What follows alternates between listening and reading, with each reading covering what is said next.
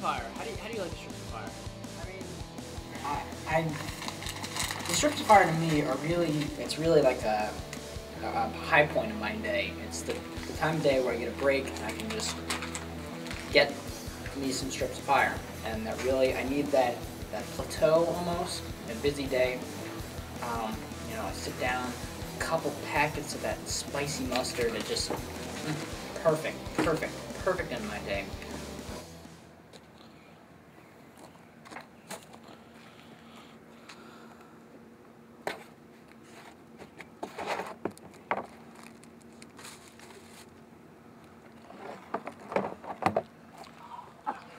I'm a huge fan of strips of fire. Let me ask you, what's your favorite kind of condiment to use on the strips of fire?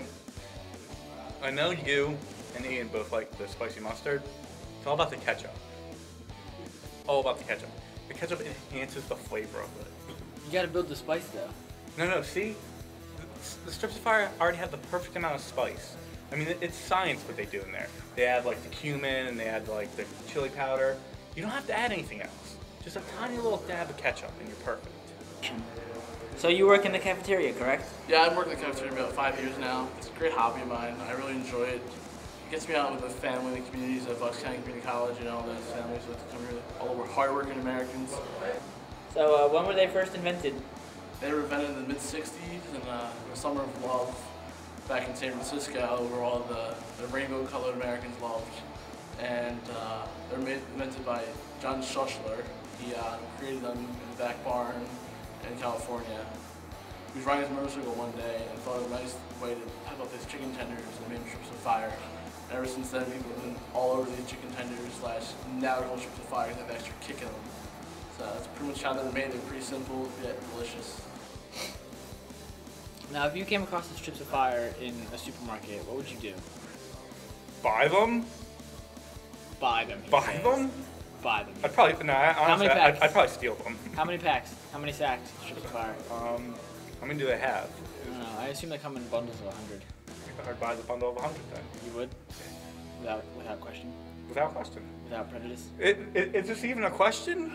This is like common knowledge. Let me ask you something real quick. Okay. What do you ever get from the cafeteria? Strips of fire.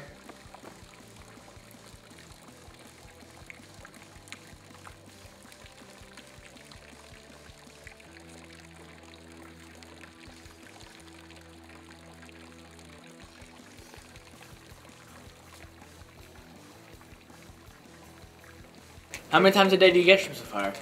It depends on the day, but... How about a Tuesday? A Tuesday? I don't have office hours on Tuesdays. Well, sometimes I do. How about a Wednesday? I'm gonna go with a Wednesday. I'm gonna say two to three trips. Yeah? So how many strips of fire is that? And it's like 5 each. 2 times 5. Let's say like 20 strips of fire. Whoa. Anything else? I mean, if it's breakfast time and they don't have the strips of fire out, I'll get a breakfast sandwich, but... You don't really need anything else from the cafeteria. You don't need anything else from the cafeteria.